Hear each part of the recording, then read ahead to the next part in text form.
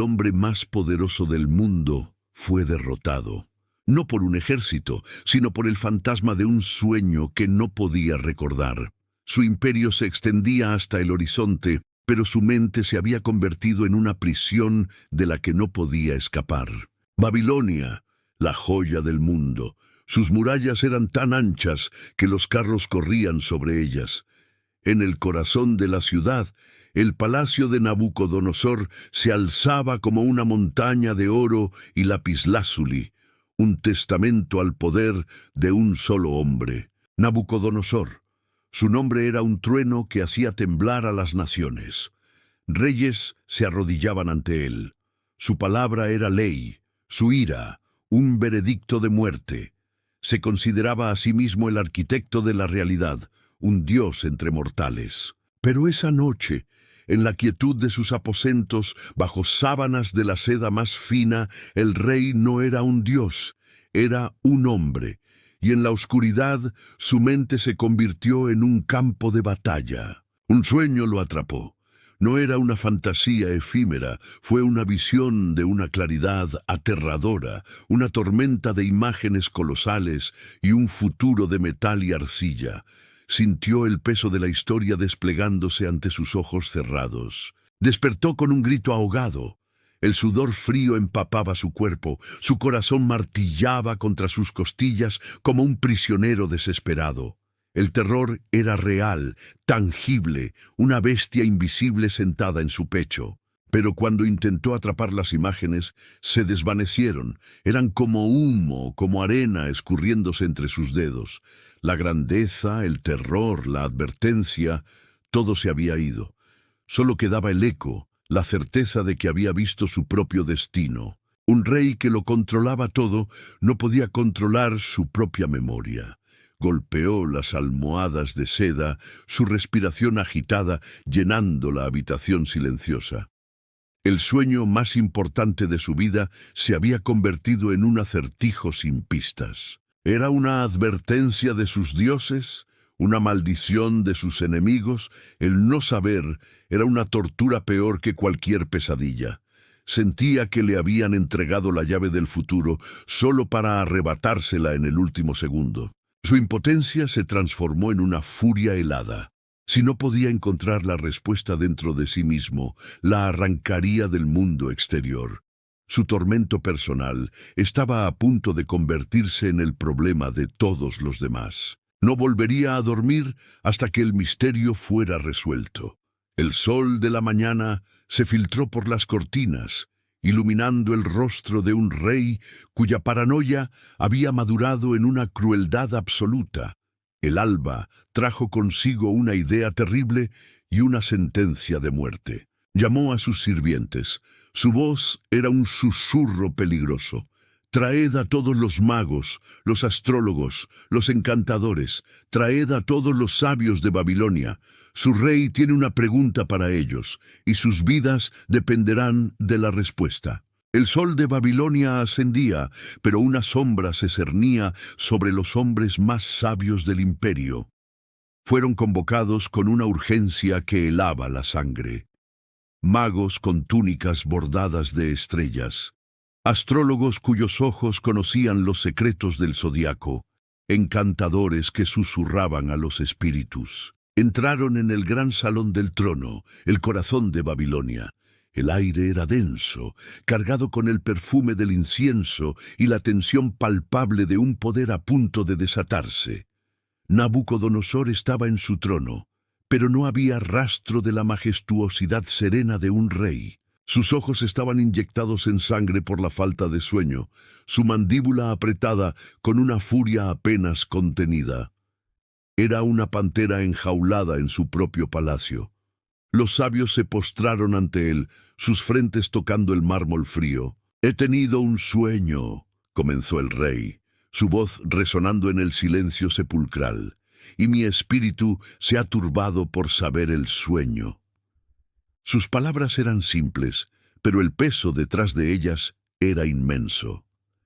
La estabilidad del imperio dependía de la paz mental de este hombre. Los caldeos, los más prestigiosos de sus sabios, tomaron la palabra. Su respuesta fue la esperada, La lógica. Rey, para siempre vive. Di el sueño a tus siervos, y te mostraremos la interpretación. Era el procedimiento estándar, el contrato entre el poder y la sabiduría. Pero Nabucodonosor no era un cliente normal. Su petición no era estándar, su demanda era una locura. El asunto lo olvidé, declaró, su voz cortante como el cristal. Y entonces reveló la trampa mortal que había ideado en su noche de insomnio. Si no me mostráis el sueño y su interpretación, seréis hechos pedazos, y vuestras casas serán convertidas en muladares. La amenaza fue tan brutal, tan desproporcionada, que debió dejar a los sabios sin aliento. Era la ira de un dios caprichoso. Luego ofreció la recompensa. Y si me mostraréis el sueño y su interpretación, recibiréis de mí dones y favores y gran honra, vida y honor, o una muerte atroz. No había término medio. La elección dependía de su capacidad para leer la mente olvidada de un tirano. Los sabios estaban atrapados. Intercambiaron miradas de pánico. Era un juego amañado, una prueba imposible. Con voz temblorosa, intentaron razonar con él una vez más. Diga el rey el sueño a sus siervos y le mostraremos la interpretación. La respuesta de Nabucodonosor fue un rugido de paranoia. Conozco ciertamente que vosotros ponéis dilaciones, porque veis que el asunto me es firme. Estaba convencido de que su olvido era una debilidad que ellos querían explotar. Su lógica era retorcida, pero astuta. Si sus dioses eran reales, si su poder era genuino, no necesitarían que él les contara el sueño. El conocimiento del sueño sería la prueba de que su interpretación era verdadera y no una invención para apaciguarlo. Los caldeos, desesperados, jugaron su última carta. Hicieron una confesión que selló su destino. No hay hombre sobre la tierra que pueda declarar el asunto del rey, protestaron. Además de esto, ningún rey, príncipe ni señor preguntó cosa semejante a ningún mago ni astrólogo. Estaban admitiendo sus límites. El asunto que el rey demanda es difícil, continuaron, y no hay quien lo pueda declarar al rey, salvo los dioses cuya morada no es con la carne. Era una declaración de impotencia humana. Habían firmado su propia sentencia de muerte. La paciencia del rey se agotó. La confesión de su fracaso fue la chispa que encendió la pólvora de su ira. Con esto el rey se enfureció y se airó en gran manera. Se levantó de su trono, su rostro una máscara de furia, y pronunció el decreto, un decreto nacido de la frustración y la tiranía absoluta. Mandó que matasen a todos los sabios de Babilonia, no solo a los presentes, a todos, cada astrólogo, cada mago, cada erudito del reino, una purga intelectual basada en el capricho de un sueño olvidado. La orden fue dada.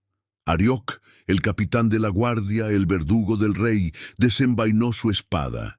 La masacre de la mente más brillante de Babilonia estaba a punto de comenzar, y en alguna parte de la ciudad, ajenos al terror que se cernía sobre ellos, 4 jóvenes hebreos estaban a punto de ser arrastrados a esta pesadilla. La orden del rey se extendió por Babilonia como una ola de sangre. Arioc, el capitán de la guardia, era un hombre acostumbrado a obedecer sin cuestionar. La ira de Nabucodonosor era una fuerza de la naturaleza, y él era su instrumento. Comenzó la cacería. Los soldados irrumpieron en las bibliotecas, en los observatorios, en los templos. Los sabios de Babilonia, hombres que habían pasado su vida estudiando los cielos y descifrando presagios, fueron arrancados de sus hogares. Sus protestas fueron ahogadas, su sabiduría inútil ante el filo de la espada. La ley era implacable y no hacía distinciones.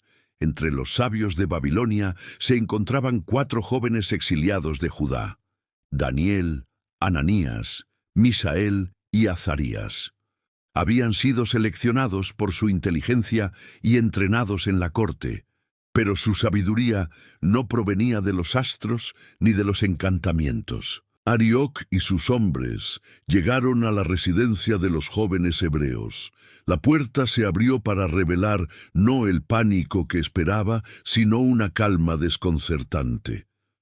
Daniel, cuyo nombre babilónico era Beltsasar, se enfrentó al capitán de la guardia. No había miedo en sus ojos, solo una pregunta.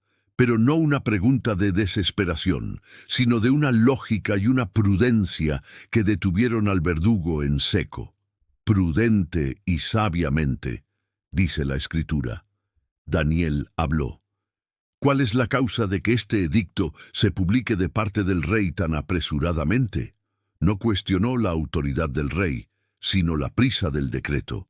Era una pregunta tan razonable, tan llena de sentido común, que desarmó a Arioc. El capitán de la guardia, acostumbrado a los gritos y las súplicas, se encontró explicando la situación. Le contó a Daniel sobre el sueño olvidado, la exigencia imposible del rey y la sentencia de muerte que había resultado de ello. Mientras Daniel escuchaba, una audaz estrategia comenzó a formarse en su mente. No se trataba de escapar, se trataba de enfrentar el problema de frente. Vio una oportunidad donde otros solo veían una sentencia de muerte. Entonces Daniel entró, dice la Escritura. Se dirigió directamente al corazón del peligro. Buscó y obtuvo una audiencia con el hombre cuya ira amenazaba con consumirlos a todos. Se presentó ante Nabucodonosor. Imagina la escena. Un joven exiliado, un prisionero de guerra de pie en el salón del trono ante el monarca más poderoso del mundo. El aire todavía vibraba con la furia del rey. Los guardias estaban listos para matar a la menor señal. Pero Daniel no se postró con terror. Habló con una confianza que no provenía de sí mismo. Hizo una petición que rayaba en la insolencia. Y pidió al rey que le diese tiempo y que él mostraría la interpretación al rey. Fue una jugada de un coraje inmenso. El rey ya había decidido que era imposible. Sus sabios, más experimentados, habían fracasado. Y ahora este joven hebreo, uno de los condenados, afirmaba que podía tener éxito donde todos los demás habían fallado. Quizás fue la calma de Daniel, quizás la desesperación del propio rey por encontrar una respuesta, pero Nabucodonosor aceptó. Le concedió el aplazamiento. Por un breve momento, la espada del verdugo se detuvo en el aire. Daniel no había hecho una promesa vacía, no estaba simplemente ganando tiempo, tenía un plan que no se basaba en la astrología ni en la magia, sino en un poder infinitamente mayor. Salió del palacio con el peso del mundo sobre sus hombros.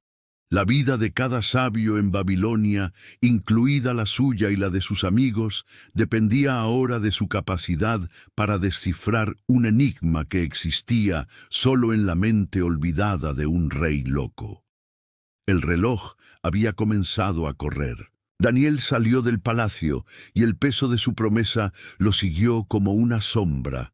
El destino de los sabios de Babilonia pendía de un hilo y él sostenía ese hilo. Pero no regresó a los libros de astrología ni a las tablas de presagios. Su camino lo llevó a casa. Allí, en la modesta vivienda que compartía con sus 3 compañeros, la verdadera estrategia comenzó a desplegarse.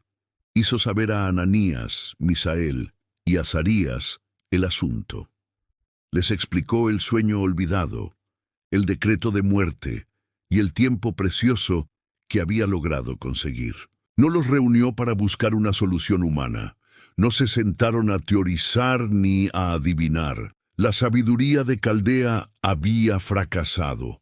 La lógica de los hombres había llegado a su límite. Daniel los reunió para hacer lo único que les quedaba.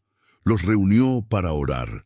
La escena cambia de la opulencia aterradora del salón del trono a la intimidad sagrada de una habitación donde 4 jóvenes exiliados se arrodillaron ante el único poder en el que confiaban. Su situación era desesperada. Eran extranjeros en una tierra extraña, prisioneros de un rey impredecible. La amenaza de una muerte violenta no era una posibilidad lejana, era una certeza inminente si su oración no era respondida. El texto bíblico nos dice el propósito exacto de su oración. No era una súplica genérica, fue una petición específica y urgente. Oraron para que pidiesen misericordias del Dios del cielo sobre este misterio. No pidieron sabiduría, no pidieron inteligencia, pidieron misericordia. Reconocieron su total y absoluta dependencia. Sabían que resolver este enigma estaba más allá de su capacidad. Solo un acto de pura gracia divina podría salvarlos. Su oración era una declaración de fe. En un imperio que adoraba a una multitud de dioses tallados en piedra y madera, ellos dirigieron su clamor al Dios del cielo. Un Dios que no estaba limitado a los templos ni a las estatuas. Un Dios que reinaba sobre los reyes y los imperios. Imagina la intensidad de esa vigilia. 4 voces jóvenes, susurrando en hebreo en el corazón de Babilonia. Su oración era un acto de rebelión espiritual, una afirmación de que el verdadero poder no residía en el trono de Nabucodonosor, sino en el trono invisible del universo. El propósito de su oración era doble. El primero era práctico y urgente, a fin de que Daniel y sus compañeros no pereciesen con los otros sabios de Babilonia. Estaban orando por sus vidas, por una intervención que detuviera la mano del verdugo. Pero había un propósito más profundo. Al pedirle al Dios del cielo que revelara el misterio, estaban pidiendo que Él defendiera su propio nombre. Estaban pidiendo que demostrara su soberanía en una tierra que lo ignoraba. Su oración era una invitación a Dios para que mostrara que Él, y no los dioses de Babilonia, era el verdadero poseedor de todo conocimiento y sabiduría. Era una oración por la gloria de Dios, tanto como por su propia supervivencia. La noche avanzaba. El reloj seguía corriendo. En algún lugar de la ciudad, Arioc afilaba su espada. En el palacio, Nabucodonosor esperaba, su impaciencia creciendo con cada hora que pasaba. Y en esa pequeña habitación, 4 almas se aferraban a la única esperanza que les quedaba, esperando una respuesta del cielo. La noche de Babilonia era profunda, salpicada por el brillo de estrellas indiferentes. Mientras la ciudad dormía, ajena a la crisis que se desarrollaba, el cielo se inclinó para escuchar la oración de 4 exiliados, y la respuesta llegó. No fue un trueno ni un mensajero. La revelación vino en la quietud, en el santuario de la mente de Daniel. Luego el secreto fue revelado a Daniel en visión de noche. La oscuridad de la ignorancia fue atravesada por un rayo de luz divina. Imagina ese momento. La confusión, el miedo, la presión insoportable, todo se disolvió en un instante de claridad celestial. Daniel lo vio todo. La imagen de la estatua colosal, sus metales relucientes, su composición extraña. Vio el sueño que el rey había olvidado, y no solo vio el sueño, comprendió su significado, el flujo de la historia humana, el ascenso y la caída de los imperios, el plan soberano de Dios a través de los siglos.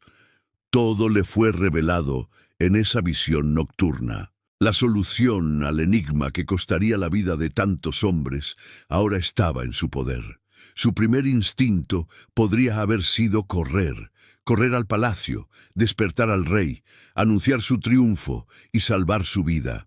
Era la reacción humana, la lógica. Pero Daniel no era un hombre ordinario. Su primera reacción no fue de autopreservación, sino de adoración.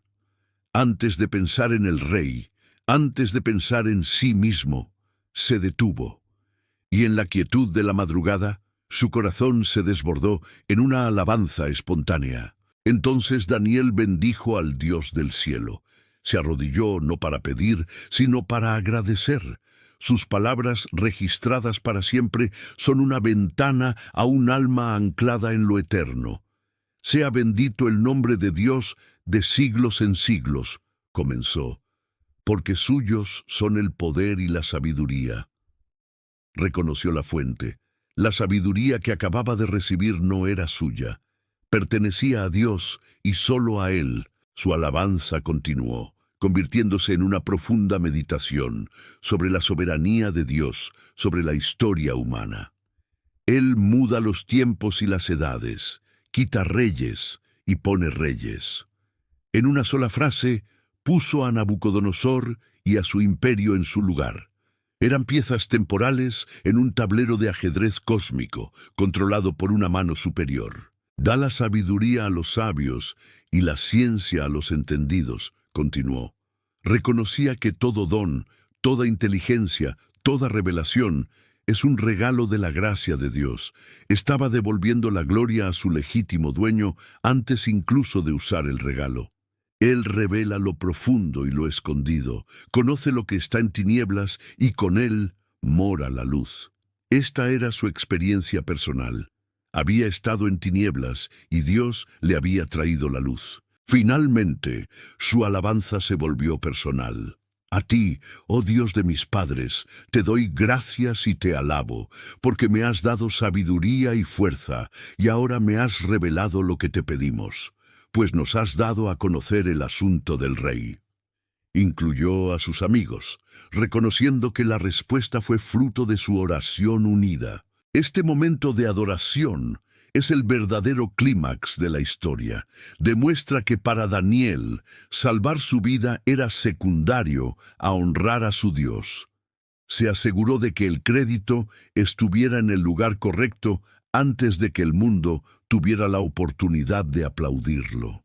Con el corazón lleno de gratitud y la mente llena de la revelación divina, ahora estaba listo. Se levantó, no como un hombre que iba a suplicar por su vida, sino como un embajador del Rey del universo, listo para presentarse ante un rey terrenal. Con la certeza de la revelación divina ardiendo en su interior, Daniel fue a buscar a Arioc, no con el miedo de un condenado, sino con la autoridad de quien tiene la respuesta. «No mates a los sabios de Babilonia», le dijo. «Llévame a la presencia del rey, y yo le mostraré la interpretación». Arioc, asombrado por su confianza, lo llevó apresuradamente ante Nabucodonosor. «He hallado un varón de los deportados de Judá, el cual dará al rey la interpretación», anunció, intentando llevarse parte del crédito. El rey miró a Daniel, sus ojos llenos de una mezcla de escepticismo y desesperada esperanza. «¿Podrás tú declararme el sueño que vi y su interpretación?», preguntó. El peso de un imperio descansaba en esa pregunta. La respuesta de Daniel fue una clase magistral de humildad y audacia. Antes de revelar nada, desvió toda la atención de sí mismo. «El misterio que el rey demanda, ni sabios, ni astrólogos, ni magos, ni adivinos lo pueden revelar al rey». Confirmó el fracaso de todo el sistema babilónico, y entonces señaló hacia el cielo. «Pero hay un Dios en los cielos, el cual revela los misterios, y él ha hecho saber al rey Nabucodonosor lo que ha de acontecer en los postreros días». Se presentó no como un genio, sino como un simple mensajero. Con el escenario preparado, Daniel comenzó a pintar el cuadro que había atormentado la mente del rey. «Tú, oh rey, veías, y he aquí una gran imagen. Esta imagen, que era muy grande, y cuya gloria era muy sublime, estaba en pie delante de ti, y su aspecto era terrible». Nabucodonosor debió sentir un escalofrío. Eran sus palabras, sus imágenes. Daniel estaba caminando dentro de su memoria olvidada. La cabeza de esta imagen era de oro fino, su pecho y sus brazos de plata, su vientre y sus muslos de bronce, sus piernas de hierro, sus pies en parte de hierro y en parte de barro cocido. Describió la visión con una precisión sobrenatural, y luego el clímax del sueño.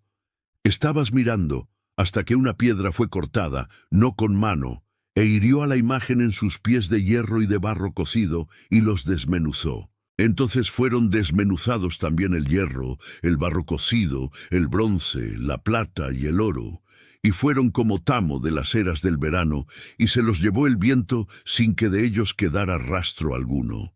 Mas la piedra que hirió a la imagen fue hecha un gran monte que llenó toda la tierra.